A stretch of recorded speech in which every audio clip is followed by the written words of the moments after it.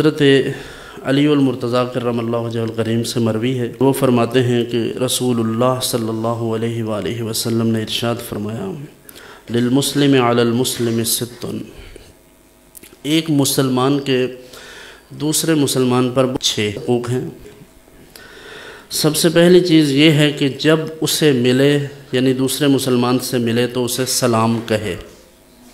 کیا کہے؟ سلام۔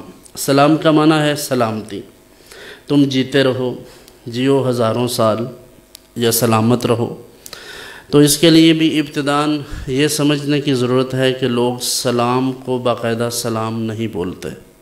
اس کی جو تلفظ ہے اس کا پہلے تو وہ دیکھنے کی ضرورت ہے۔ السلام علیکم یا السلام علیکم یا کچھ بھی اس طرح کا لفظ، یعنی السلام علیکم۔ اگر بہت اچھا پروناؤنس نہیں کر سکتا اجمی ہونے کی وجہ سے، ان پڑھ ہونے کی وجہ سے، تو کم سے کم سلام تو کہہ ہی سکتا ہے۔ تو لفظ سلام تو پورا بولے، اور جس سے بھی ملے، جب بھی ملے کسی مسلمان سے، تو اس کو السلام علیکم کہے۔ دوسری چیز وَيُجِيبُهُ إِذَا دَعَا، جب اسے بلاتا ہے کوئی دعوت پر تو اس کی دعوت قبول کر لے۔ یعنی کوئی خوشی سے آپ کو اپنی طرف بلاتا ہے، آپ سے محبت کرتا ہے، اور آپ کے اختیار میں بھی ہے، آپ جا سکتے ہیں، آپ کے پاس وقت ہے، آپ کے پاس گاڑی ہے، یا آپ سمجھتے ہیں کہ سہولت سے جا سکتے ہیں، تو آپ کوشش کریں کہ وہ شخص جو آپ کے ساتھ اللہ کے لیے محبت کرتا ہے، کسی لالچ کی وجہ سے نہیں، وہ آپ کو اگر پیار محبت سے دعوت دے تو اس مسلمان کی دعوت قبول کرنا، یہ بھی اس مسلمان کا آپ پر حق ہے۔ پھر ارشاد فرمایا کہ جب وہ چھینکے تو اس کی چھینک کا جواب دے۔ کیسی بات ہے؟ چھینکتے ہیں آپ، اس سے صحت تو آپ کی اچھی ہوتی ہے، یعنی یہ سائنس بھی یہی کہتی ہے، آپ کی جب چھینک آتی ہے تو اس کی وجہ سے کافی ساری چیزیں آپ کی بہتر ہو جاتی ہیں، ویسے بھی طبیعت میں تھوڑا انبساط آ جاتا ہے۔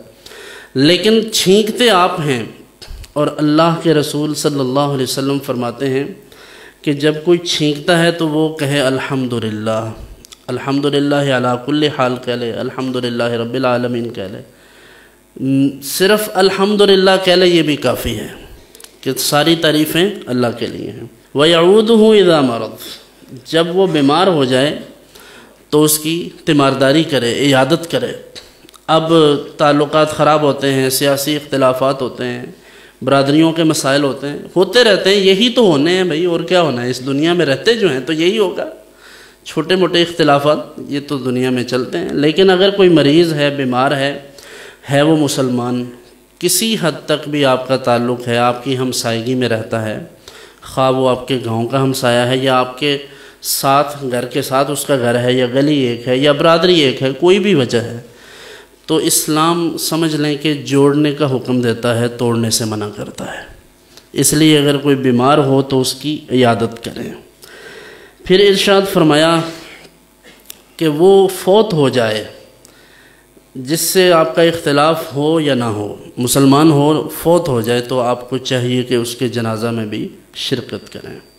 ہاں کبھی نہیں شرکت کر سکتے، مصروفیت زیادہ ہے، یا طبیعت اچھی نہیں ہے، یا وسائل ایسے نہیں ہیں، یا دور ہے، تو ٹھیک ہے۔ یہ چونکہ اللہ تعالیٰ نے بھی اس کو فرض عین نہیں قرار دیا، فرض کفایہ ہی کہا ہے، تو فرض کفایہ کا یہی مطلب ہے کہ آپ جب ایک شخص نے بھی ادا کر لیا تو سب کی طرف سے وہ ساقط ہو جائے گا۔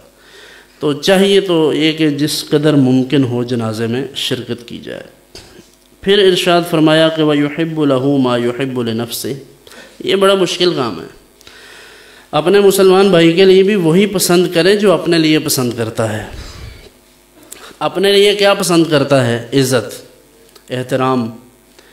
اپنے لیے یہ چاہتا ہے کہ لوگ ہمیں پریفر کریں، ترجیح دیں، لیکن کسی کو وہ ترجیح نہیں دیتا، کسی کی عزت نہیں کرتا، دوسروں کو ڈیگریڈ کرتا ہے، دوسروں کی بے توقیری کرتا ہے، بے عزتی کرتا ہے، تو سمجھ لیں کہ اس حدیث پر اس کا عمل نہیں ہے۔ تو بندہ مومن کی نشانی یہ ہے کہ جو اپنے لیے پسند کرے وہی دوسرے مسلمانوں کے لیے بھی پسند کرے۔ ہمیں چاہیے کہ اپنی زندگی میں اس چیز کو داخل کریں۔